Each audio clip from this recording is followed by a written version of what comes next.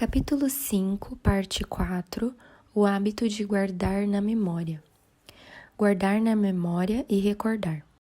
A memória é o depósito de qualquer conhecimento que possuímos, e é com base nesses depósitos abrigados na memória que somos classificados como seres inteligentes. As crianças aprendem a fim de que possam guardar na memória. Com o passar do tempo, não conseguimos reproduzir muito do que aprendemos e experimentamos na infância, e, no entanto, aquilo formou a base de um conhecimento subsequente. Noções e opiniões posteriores se desenvolveram a partir do que uma vez aprendemos e conhecemos.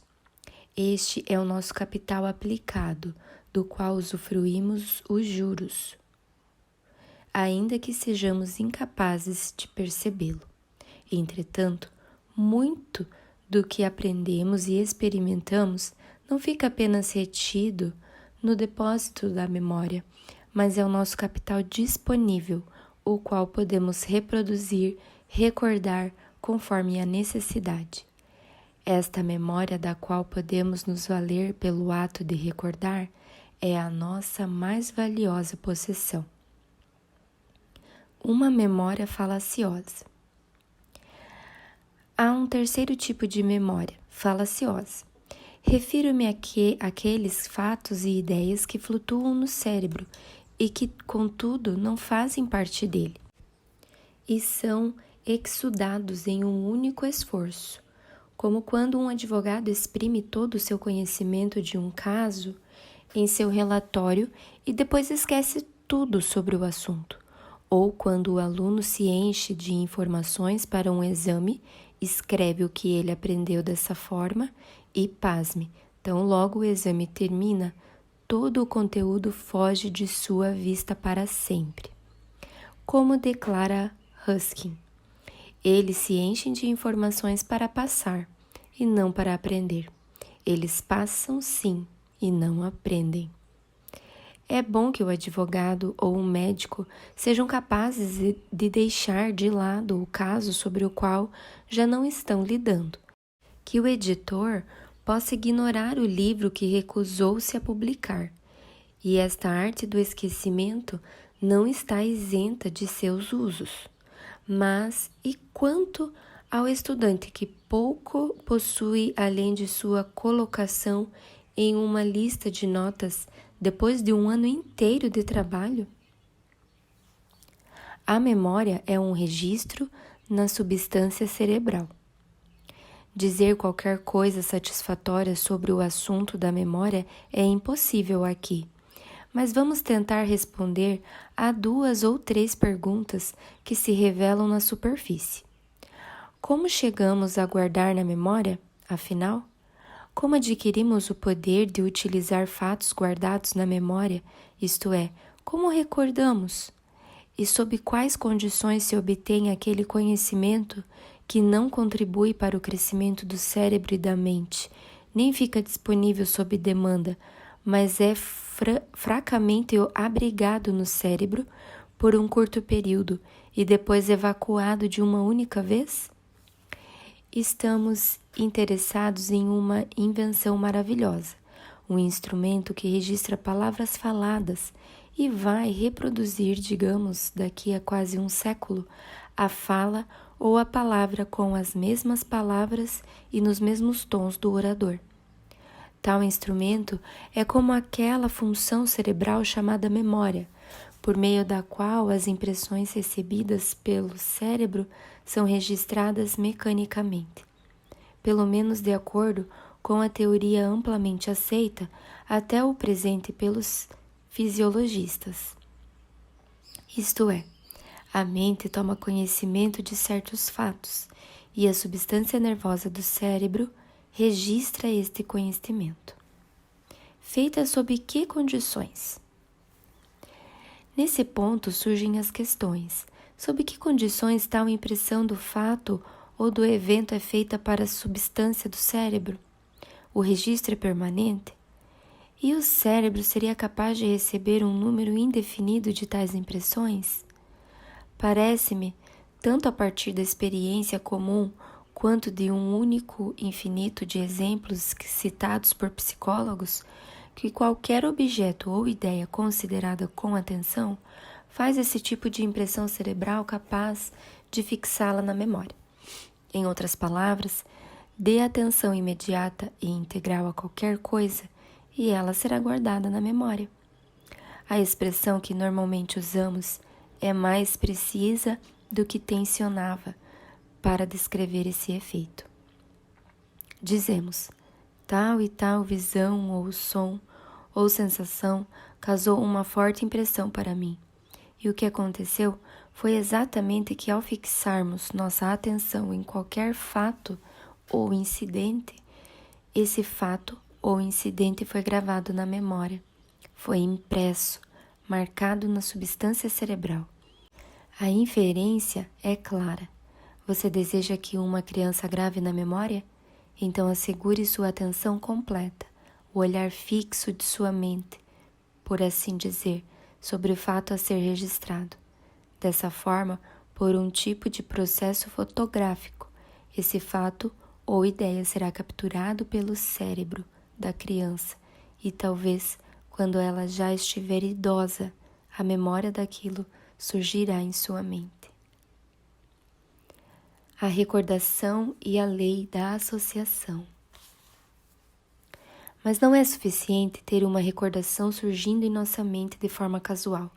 Queremos ter o poder de recordar ao comando de nossa vontade, e para isso é necessário mais do que um ato ocasional de atenção, produzindo uma impressão solitária.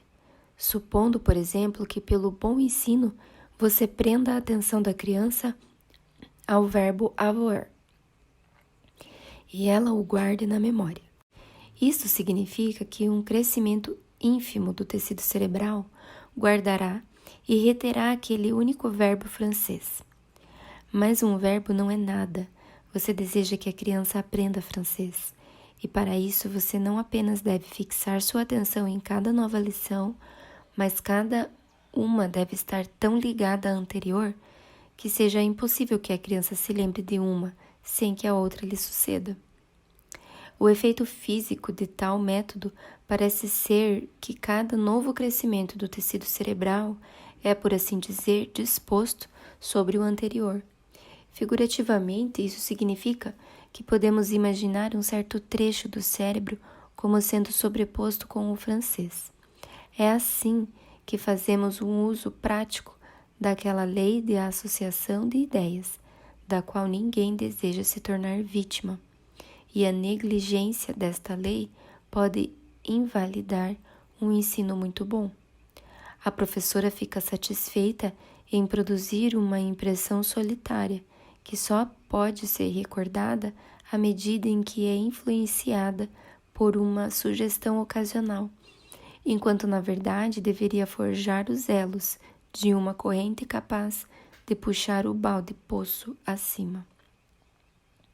Provavelmente o leitor já deve ter escutado o Dr. Peake ou ouvido falar dele. Ele fundamentou um sistema realmente filosófico de mnemônicos, com base nesses dois princípios da atenção e da associação. Seja o que for que pensemos sobre sua aplicação, o princípio que ele afirmou está correto. Cada lição deve recordar a anterior. Faça com que cada lição obtenha da criança toda a sua atenção e que cada nova lição seja tão entrelaçada com a anterior que uma tenha de recordar a outra, que por sua vez recorde a anterior e assim por diante. Não há limite para o poder do registro do cérebro. Mas a mera memória verbal, que vem fácil, vai fácil, não segue tais regras. A criança faz o seu exercício de memorização, recita-o como um papagaio e logo depois se esquece. Não há qualquer registro daquilo no cérebro. Para garantir tal registro, é necessário tempo. Tempo para aquele olhar fixo e pleno da mente, que chamamos atenção. E para o crescimento do tecido cerebral sobre aquela nova ideia. Dadas essas condições, parece não haver limite de quantidade para o poder de registro do cérebro, exceto pelo seguinte: uma menina aprende francês e fala razoavelmente bem, mas muitos anos depois, quando se torna avó, ela já não se lembra de uma palavra sequer. Nesse caso, seu francês ficou fora de uso. Ela não manteve o hábito de ler, ouvir ou falar francês desde a juventude até a sua velhice. Por isso, é evidente que para que o direito de passagem para o registro do francês impresso em seu cérebro fosse garantido, era necessário que idas e vindas frequentes tivessem mantido o caminho aberto. Mas correntes de associação são uma condição da recordação. Adquirir qualquer conhecimento ou poder e depois deixá-lo de crescer enferrujado em um canto negligenciado do cérebro é praticamente inútil. Não possuir uma corrente de associação capaz de puxar o balde poço acima é o mesmo que ter um poço sem água. Quanto à maneira de formar essas correntes, cada assunto apontará para um método adequado. A criança tem uma lição sobre a Suíça hoje e uma sobre a Holanda amanhã, e uma está ligada à outra pelo simples fato de que os dois países não têm quase nada em comum. O que um país tem, o outro não tem. Mas veja que a associação será de semelhança e não de contrastes. Percebemos por experiência própria que cores, lugares, sons, odores lembram pessoas ou eventos, mas as correntes de ordem sensorial dificilmente podem ser empregadas na educação. Devemos encontrar a corrente de ligação entre duas coisas quaisquer na natureza das coisas associadas. Perguntas para uso dos estudantes. 1.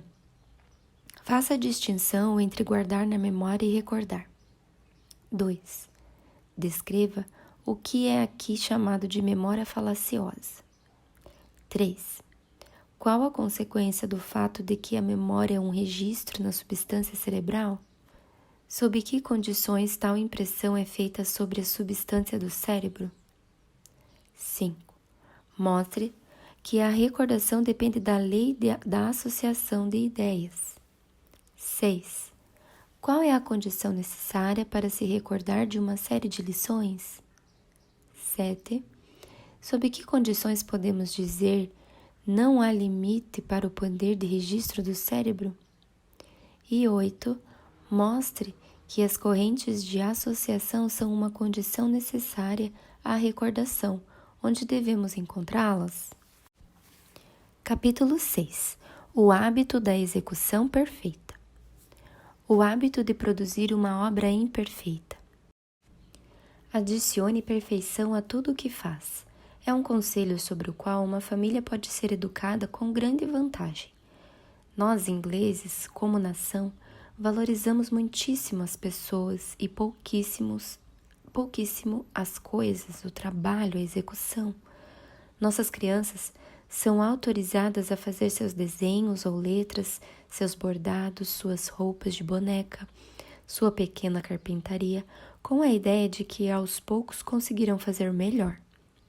Outras nações, os alemães e os franceses, por exemplo, analisam a questão filosoficamente e sabem que se as crianças adquirem o hábito de produzir um trabalho imperfeito, sem dúvida continuarão mantendo esse hábito quando se tornarem adultos. Lembro-me do entusiasmo que senti com o trabalho de uma turma de cerca de 40 crianças, de 6 e 7 anos, em uma escola primária de Wittenberg. Eles estavam fazendo uma lição de escrita, acompanhada de uma grande quantidade de ensino oral por parte de um professor que escrevia cada palavra no quadro negro. Aos poucos, as lousas foram sendo mostradas, e eu não detectei sequer uma letra defeituosa ou irregular em todas as 40 lousas. Pude detectar o mesmo princípio da perfeição em uma recente exposição de trabalhos escolares realizada por toda a França. Nenhum trabalho defeituoso foi exibido com a desculpa de que se tratava do trabalho realizado por crianças.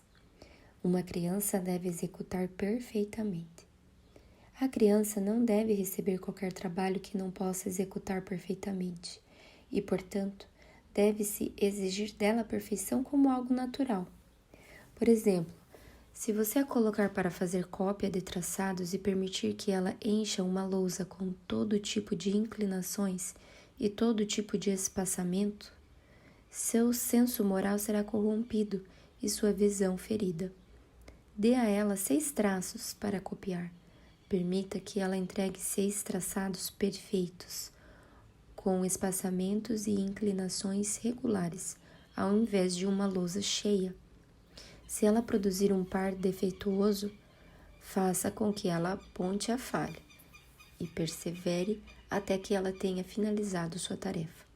Se ela não conseguir finalizar a tarefa hoje, deixe-a continuar amanhã e no dia seguinte, e quando ela continuar, obter os 6 traçados perfeitos, que esta seja uma ocasião de triunfo.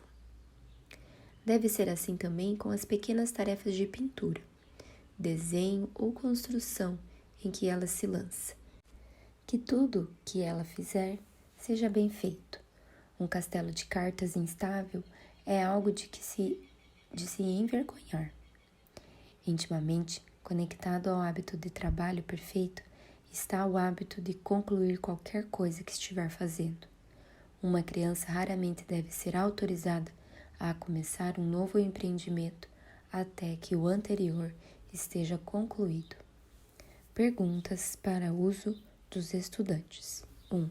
Que erro nacional nos impede do esforço de adicionar perfeição a tudo o que fazemos? 2. Mostre o perigo do hábito de produzir um trabalho imperfeito. 3. Como uma criança pode ser ensinada a executar perfeitamente?